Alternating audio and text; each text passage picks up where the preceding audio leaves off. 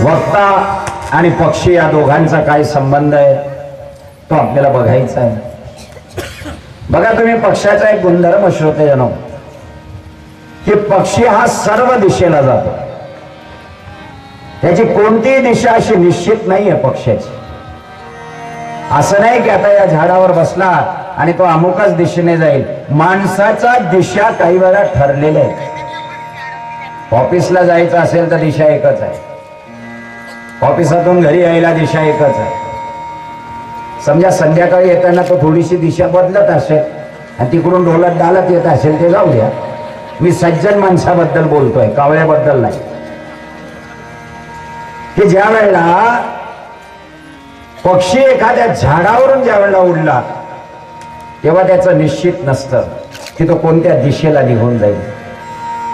सर्व दिशांना पक्षी उडतात। तसं वक्त्याचा पहिला गुणधर्म सांगितलाय की वक्ता असा असावा की त्याने सर्व शास्त्रांचा अभ्यास करून मग श्रोत्यांपर्यंत कथा पोहोचवावी। पक्षाला दिशा नाही, मस्त उडतो पक्षी सगळीकडे जातोय, तसा वक्ता असावा बिलकुल सगळीकडे। कधी कबीर, कधी मीरा, कधी नामदेव, कधी तुकाराम, कधी हिंदी, कधी मराठी, आणि या सगळ्यांमध्ये उडता उडता उडता। पण एक लक्षात ठेवा, पक्षी पुन्हा एका जागेवर येऊन बसतो। मूळ कथा वक्त्याचा आणि पक्षाचा गुणधर्म। अजून एक दुसरा गुणधर्म सांगतो, पक्षाने कधी आपले रस्ते बनवले का? हा, कधी आहे आकाशामध्ये कुठे पाहिलं तुम्ही की हा कावळ्यांचा रस्ता, हा बगळ्यांचा रस्ता, हा चिमण्यांचा रस्ता?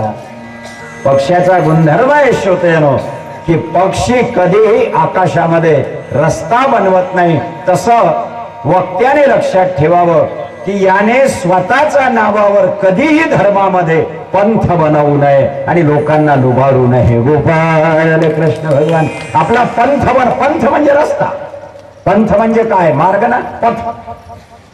रस्ता बनवायची परवानगी नाही आम्हाला। आम्ही ज्ञानोबाच्या रस्त्यावर चालणारे आहोत, आम्ही तुकोबाच्या रस्त्यावर चालणारे आहोत, आम्ही तुलसीदासाच्या रस्त्यावर चालणारे आहोत। आणि तुम्ही वक्ता झाल्यावर जर स्वतःचा पंथ बनवत असाल, रस्ता बनवत असाल तर पक्षाचा गुणधर्म तुम्हाला लागू होत नाही।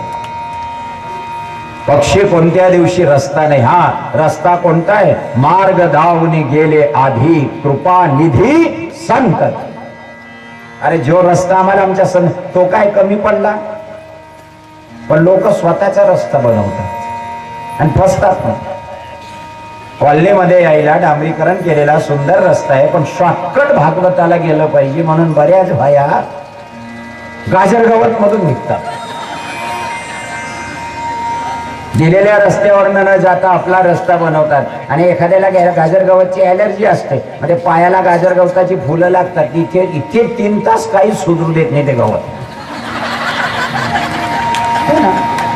बाकीच्या बाहेर तिच्यापासून लांब जातात, बिचारीला गाजरगवतचा त्रास असतो। मंडपात जाहिरातून जाते 15 दिन जाण्याची काय राहिली का खडूस व्हायला। सगळ्यात कमी उडणारा पक्षी आहे कोंबडा, आणि सगळ्यात उंच उडणारा पक्षी कोण आहे? हा, त्याला गरुड भरारी म्हणतात। गरुड सगळ्यात उंच उडतो। बघा, हे येता येता हे गाणं मी स्वतः तयार केलं, माझ्या मोबाईल मध्ये रिंगटोन आहे, कानडा राजा पंडित तयार झालं ते। ज्या वेळेला वक्ता आणि पक्षी या दोघांचा गुणधर्म सांगितला की पक्षी नेहमी वर उडण्याचा प्रयत्न करतो, तसं वक्त्याने सुद्धा ज्ञानाची आणि भक्तीची जरा भरारी मारण्याचा प्रयत्न करावा। हे पक्षी साधे नाहीत, आम्हाला काय शिकवतात। आणि पक्ष्यांचा आणखीन एक सांगतो मी तुम्हाला गुणधर्म, तोच वक्त्याचा असावा। काय? पक्षी नेहमी रहस्य खोलतात। आहे का तुम्हाला अनुभव? पक्षी रहस्य खोलतात। आपल्याकडे टिटवी नावाचा एक पक्षी आहे, तुम्ही त्याला टिटोळी म्हणतात। हा, या पक्षाचा एक गुणधर्म सांगतो, जमिनीवर जर कधी बिळातून बाहेर नाग आला, सर्प आला आणि त्या टिटवीला जर दिसला तर टिटवी एवढ्या जागेमध्ये गोल गोल गोल गोल फिरते आणि जोरात आवाज काढते, टिव टिव टिव टिव टिव असा आवाज काढते आहे ना टिटवी. म्हणजे आकाशातून तो सगळ्या माणसाला सांगते एक जहरीला सर्प या जागेवर आहे, कृपया इथे जाऊ नका, इथे धोका आहे. आणि वक्त्याचा गुणधर्म हाच असला पाहिजे. काम क्रोध मदमत्सराचे नाग इथे फिरून राहिले, संसाराच्या भूमीवर सांभाळा राजा हो, असे आम्ही टिटवी सारखे ओरडून ओरडून सांगतो. पक्षी नेहमी रहस्य खोलतो. नीट लक्ष द्या, शबरीच्या झोपडीमध्ये राम स्वतःहून गेला होता, पण रामाचा लंकेमध्ये गेला नव्हता, रावणाचा लंकेमध्ये. म्हणून लंकापती रावणानं पैशाचा अभिमानानं राहू नये, शबरीची झोपडी तयार करा, राम यायला आजही तयार आहे. पण अफवा नका पसरवू. कोणत्या दिवशी आम्ही आहोत तसे आहोत. सगळ्यात महत्वाचं काय, आमचा एकच गुणधर्म आहे, कुछ लेना न देना मगन रहना. अरे नाचो रे नाचो. कुछ लेना न देना मगन रहना. कुछ लेना न देना मगन रहना. गहरी नदिया नाव पुरानी, गहरी नदिया नाव पुरानी.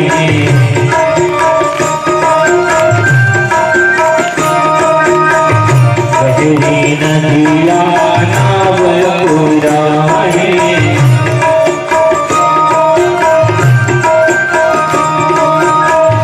देवतिया से लिपट रहना, देवतिया से लिपट रहना. कुछ लेना न देना मगन रहना. कुछ लेना न देना मगन रहना.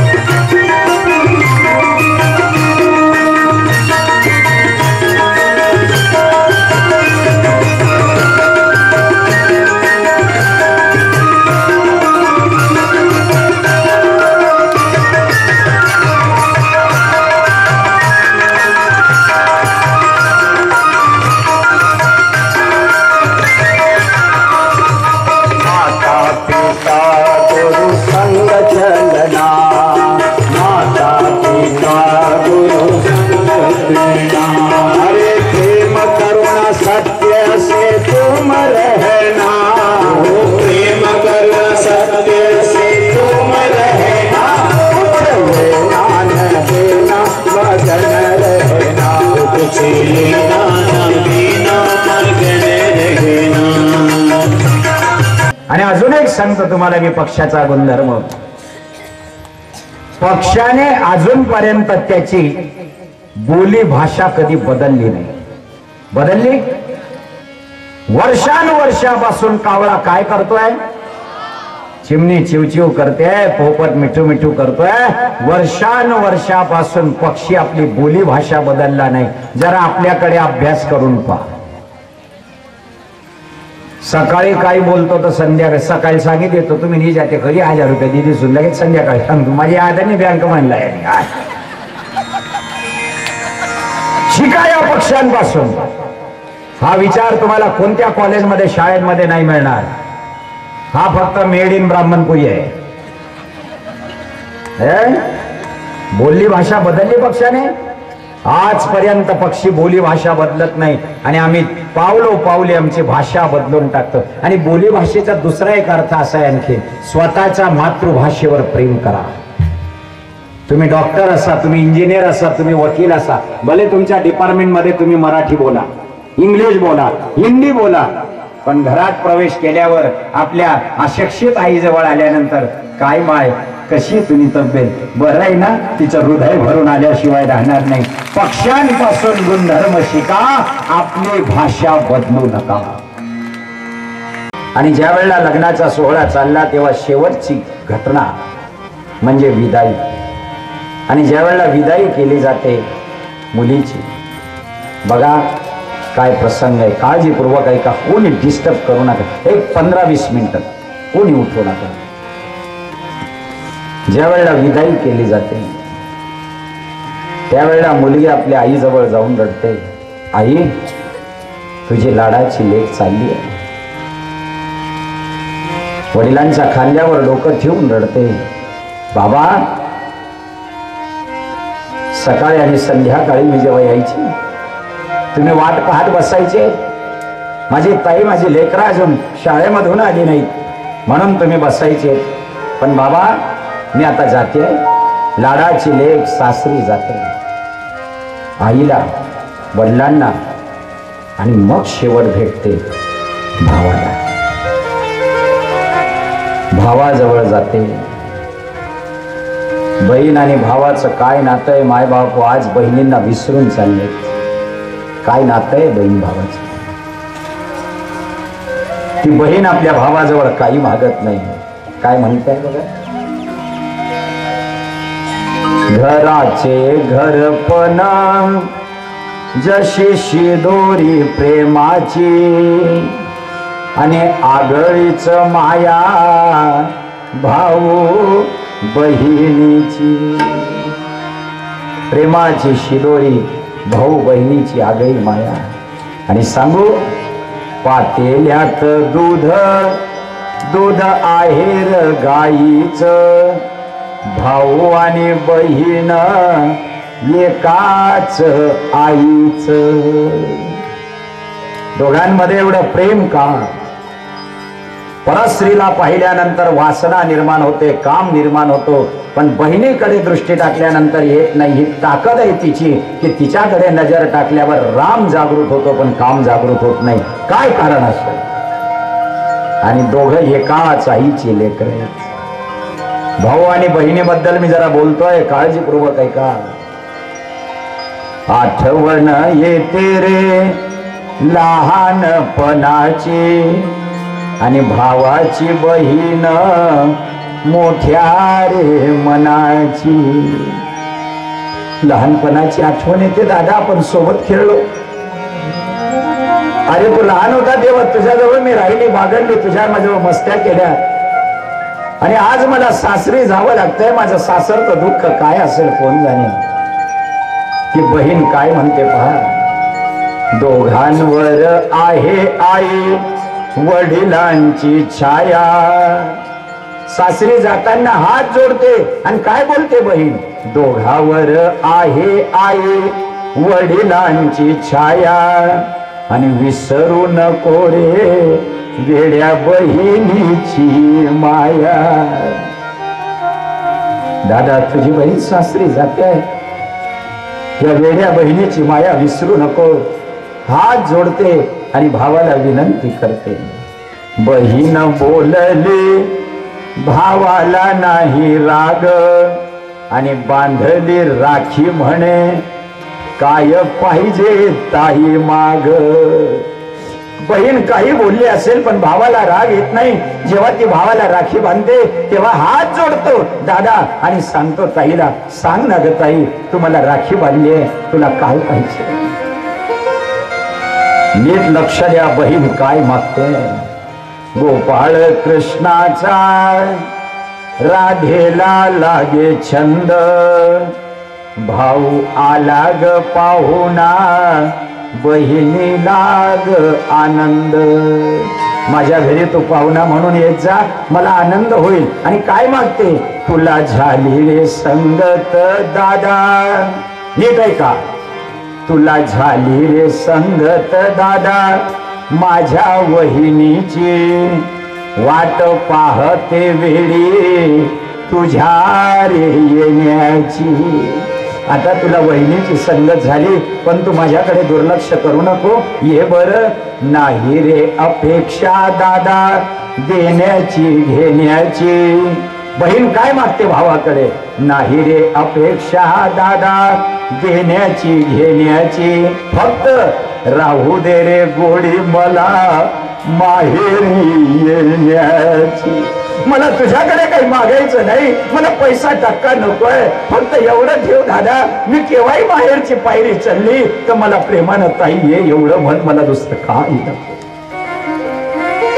नाही रे अपेक्षा दादा देण्याची घेण्याची, राहू दे रे गोडी मला माहेरी येण्याची.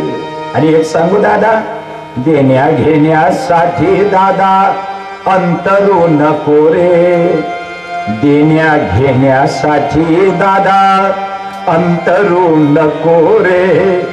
आणि आई बाप गेल्यावर मला विसरू नको रे.